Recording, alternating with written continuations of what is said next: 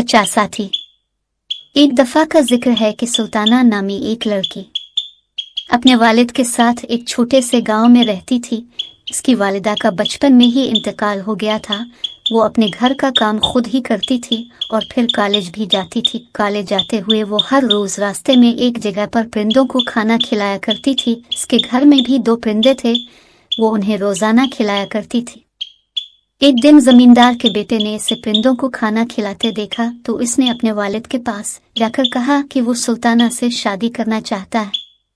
जमींदार ने सुल्ताना के वालिद से बात की और अपने बेटे की शादी सुल्ताना से करवा दी। सुल्ताना अपने परिंदों का पिंजरे के साथ अपने ससुराल के घर गई। वो परिंदों को रोजाना खिलाती थी।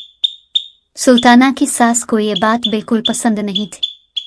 वो उन परिंदों को तंग करती थी, वो उनके दाने जमीन में फेंक देती थी। एक दिन सुल्ताना की सास ने परिंदों का पिंजरा जमीन पर फेंक दिया। सुल्ताना ने इसे ये करते देख लिया। जब सुल्ताना ने अपनी सास को मना किया तो उसकी सास ने इसे डांट दिया। सुल्ताना अपनी सास की उन सब चीजों से परेशान होने लगी। एक दिन जब सुल्ताना के शौहर ने परेशानी की वजह पूछी तो इसने सारी बात बता दी। इसका शौहर सुल्ताना को परिंदों की भलाई के लिए उन्हें पार्क में छोड़ने का मशवरा देता है।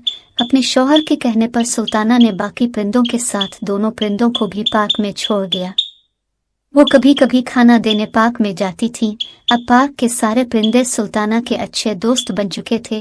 परिंदों ने भी अब सुल्ताना के घर आना शुरू कर दिया। जब सुल्ताना की सास को ये पता चला तो वो नाराज हो जाती है।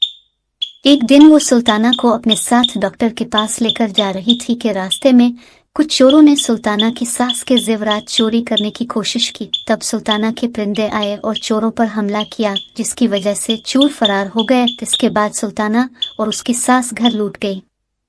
अब सुल्ताना की सास ने परिंदों के बारे में अपना जहन बदल लिया था। इसने सुल्ताना से कहा कि अब हम दोनों परिंदों को खाना देने और पहले 2 परिंदों को घर वापस लाने के लिए जाएंगे। ये सुनकर सुल्ताना बहुत खुश हुई। ये कहानी हमें सबक देती है कि हमें जानवरों के साथ अच्छा सलूक करना चाहिए। Facebook, Twitter.